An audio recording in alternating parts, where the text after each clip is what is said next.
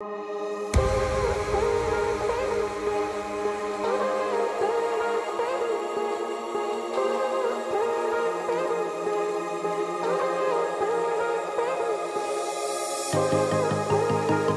haben heute was ganz Spezielles für euch vorbereitet, und zwar haben wir uns ein privates Speedboot gechartert und machen uns auf den Weg zu einem atemberaubenden Ausflug in den Ang Thong Nationalpark. Was uns alles erwartet, welche Arten von Bootausflügen es gibt und vieles mehr, das seht ihr nach dem Intro.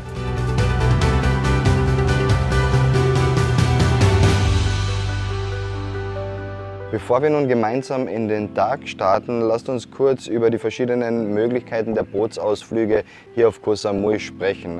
Für uns gehört eigentlich so eine Tagestour auf jede Bucketlist von einem Koh Samui Urlaub, und je nachdem, ob man nach Koh Phangan möchte, nach Koh Tao oder wie in unserem Fall der Ang Thong Nationalpark, es gibt sehr viele Optionen. Grundsätzlich sei gesagt, dass es 3 verschiedene Preisklassen gibt, wenn man jetzt solche Bootsausflüge machen will. Die günstigen Ausflüge in den Ang Thong Nationalpark, die fangen zum Beispiel an bei rund 2000 Baht. Das sind jetzt aktuell umgerechnet um die 53 Euro. Diese Touren sind dann meistens so um 20 bis 30 Personen, also man ist dann schon eher voller auf einem Boot. Das heißt, Privatsphäre ist dann vielleicht weniger gegeben, aber das ist dann natürlich auch bei dem günstigen Preis eigentlich selbstverständlich. Wir persönlich haben so eine Tour bereits letztes Jahr gemacht. Da sind wir von Koh Phangan aus in den Ang Thong Nationalpark gereist. Wir werden euch das Video auch unten in der Infobox verlinken, und obwohl es eine Budget-Tour war, waren wir relativ begeistert. In der nächsten Preiskategorie sind wir dann schon bei den Premium-Touren, zum Beispiel in den Ang Thong Nationalpark. Die fangen dann meistens so um die 5000 Baht, also das sind dann umgerechnet 130 Euro pro Person an. Bei diesen Premium-Touren hat man dann den Vorteil, dass wesentlich weniger Leute an Bord sind, also da sind die Gruppen dann maximal bis 12 Personen maximal. Man hat also viel mehr Privatsphäre, es ist alles nicht so voll. Für diejenigen, die Wert darauf legen, dass man nicht ganz so überfüllt ist, die werden sich wahrscheinlich in dieser Preiskategorie am wohlsten fühlen und das für sich passende Package hier entdecken.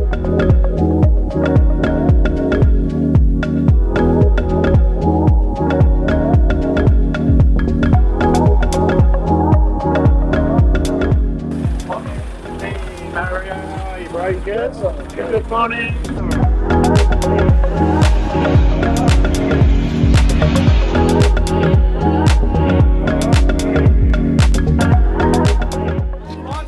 Sawadee-krap. Sawadee-krap. So this is Nan. Sawadee-krap. Nan is going to be your guide today.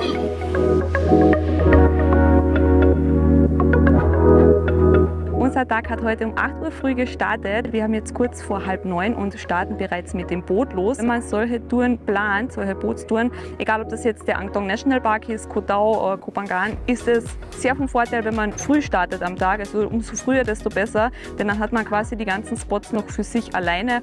Und ich bin jetzt sehr gespannt, was auf uns zukommt. Ich würde sagen, wir sehen uns am ersten Spot. We go to Stumping, if you can call my team. And we have like a water, soft drinks even here, and have a toilet over there. Okay, perfect. Just only for the pee-pee, not poo-poo. Okay, enjoy your trip today. Thank you so much. Thank you.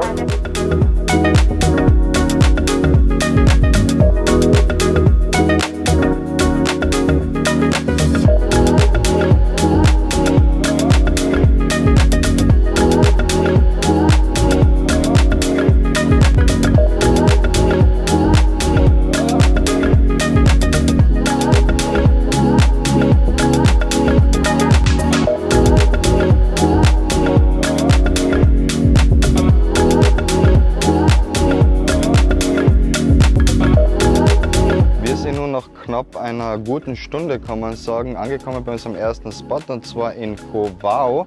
Das ist im nordwestlichen Teil von Koh Samui gelegen. Hier sind wir speziell, um ein bisschen zu schnorcheln, weil genau hier in der Region hast du auch das beste Wasser. Rund um Koh Samui ist eher trüb, aber wenn man ein bisschen weiter rausgeht, hat man hier sehr schöne Unterwasserwelten. Also wir werden dann gleich was sehen. Die Christina wird sich mit der Action Cam quasi auf dem Weg unter Wasser machen. Ich hoffe, es wird ein paar schöne Aufnahmen geben, und let's go!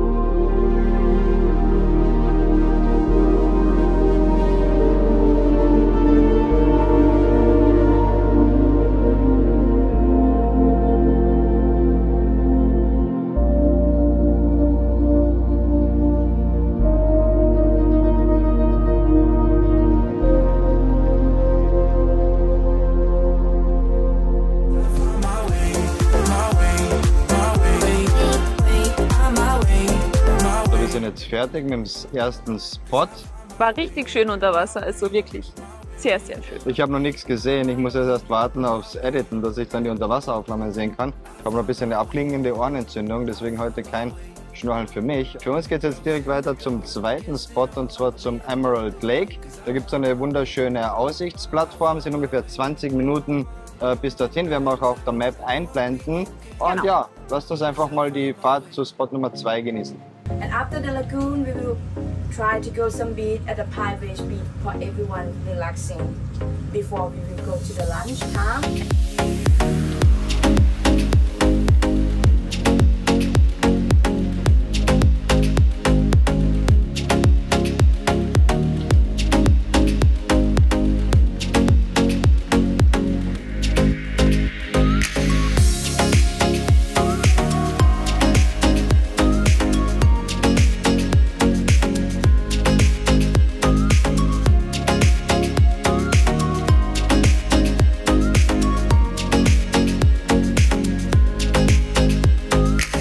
Gerade Buddha-Wale gesehen, sehr, sehr cool. Und ja, weiter geht's auch zum Emerald Lake.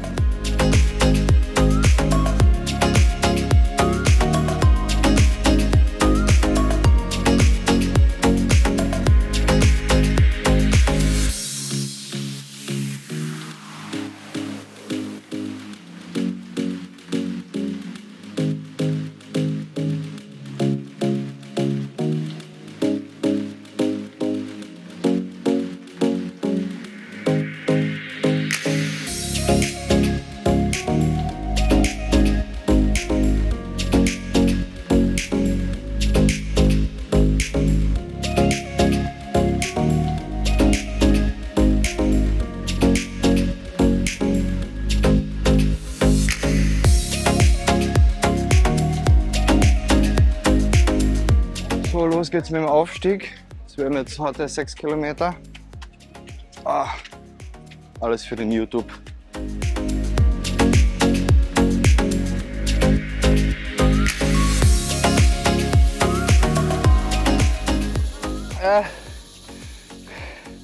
Oh mein Gott. Das waren jetzt anstrengende 90 Minuten Aufstieg hier auf den höchsten Berg von Thailand. Aber dafür werden wir mit einer atemberaubenden Aussicht belohnt. Schaut euch den Emerald Lake an. Nice.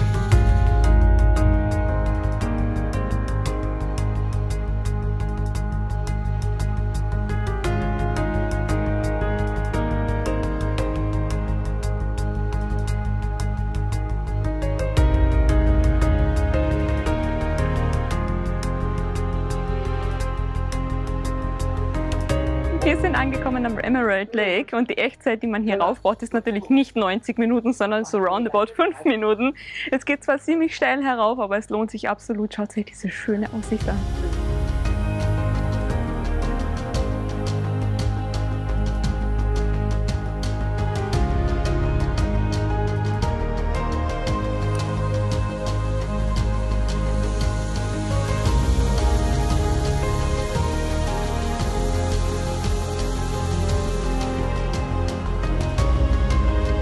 Hier haben wir noch eine Besonderheit. Das ist der Angdong Ladyfinger. Das ist eine Orchideenart und die wächst nur hier auf dieser Insel.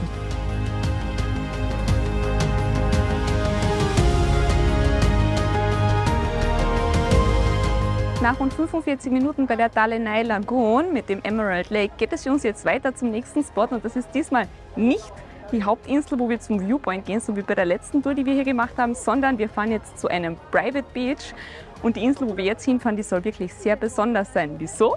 Das seht ihr gleich. Wir haben jetzt kurz vor 11:30 mittags und jetzt kommen die ersten Touristen an. Das heißt, für uns ist es jetzt Zeit zu gehen.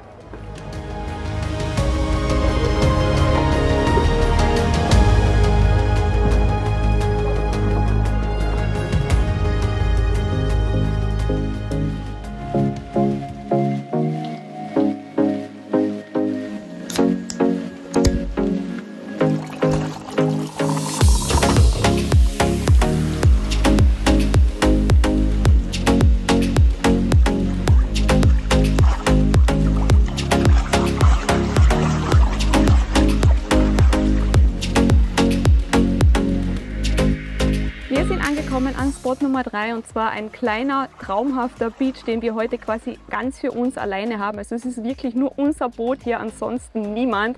Und das ist hier im Ang Thong National Park wirklich ein absolutes Erlebnis. Also man kann diese Tour, die wir hier heute machen, diese private Tour, absolut gar nicht mit der vergleichen, die wir letztes Jahr zum Beispiel gemacht haben. Da waren wir ja irgendwie mit 30 Leuten am Boot unterwegs.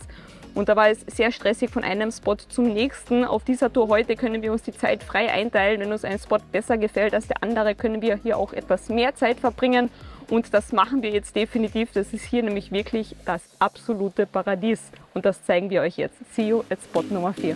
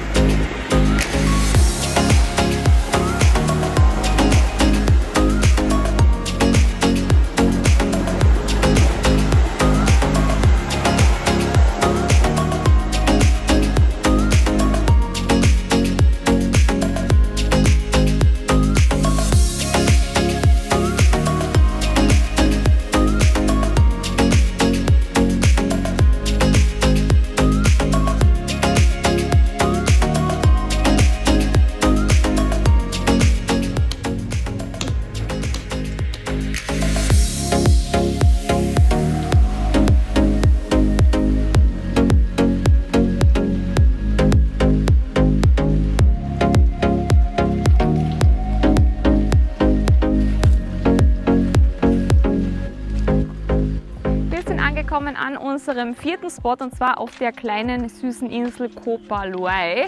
Was hier sehr speziell ist, hier leben 150 bis roundabout 200 Locals. Es gibt hier auch eine Schule und die Haupteinnahmequelle von dieser Insel, das ist dieses Seafood-Restaurant, das wir euch gerade vorhin gezeigt haben, wo wir, by the way, ein richtig leckeres Essen hatten. Wir werden hier jetzt ein bisschen die Insel erkunden. Ich habe gerade vorne am Straßenschild gesehen, es gibt hier auch eine Coffee Farm und es gibt hier auch einen Viewpoint. Allerdings haben wir leider nicht mehr genug Zeit, dass wir das heute machen können. Aber ich bin mir sehr sicher, wir sind nicht zum letzten Mal hier. Wir werden uns jetzt auf alle Fälle noch ein bisschen hier die Umgebung erkunden und sehen uns dann etwas später wieder.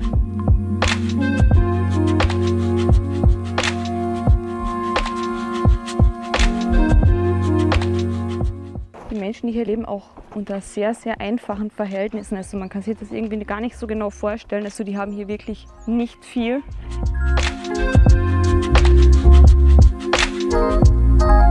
Ich muss sagen, die Menschen hier sind wirklich sehr, sehr freundlich, sehr, sehr zuvorkommend und wie gesagt, das ist alles sehr, sehr einfach gehalten hier. Es findet sich leider auch sehr, sehr viel Müll überall, aber es ist sehr interessant, das mal auch aus diesem Blickwinkel zu sehen. Und ja, ich würde sagen, wir gehen jetzt zurück zum Restaurant und sehen uns dann von da.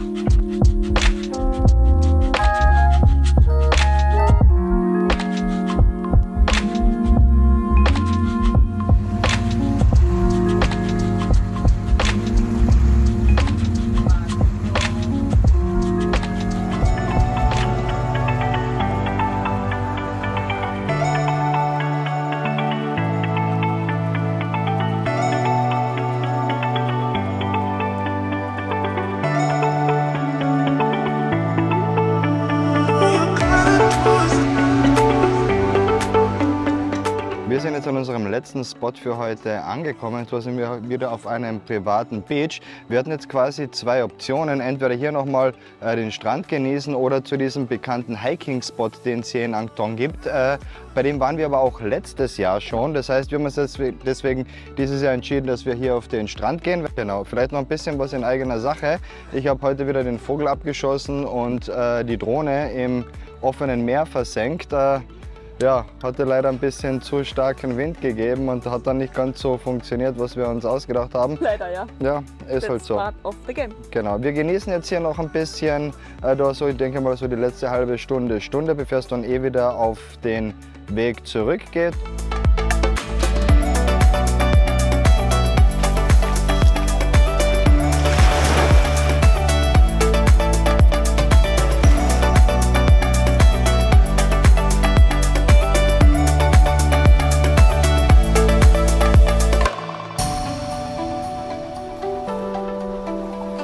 So, bevor es jetzt dann gleich zurückgeht, melden wir uns noch mal ganz kurz und zwar mit den Kosten. Die habe ich ja auch schon am Anfang des Videos versprochen. Also jetzt nochmal zusammengefasst, wir waren heute 6 Leute.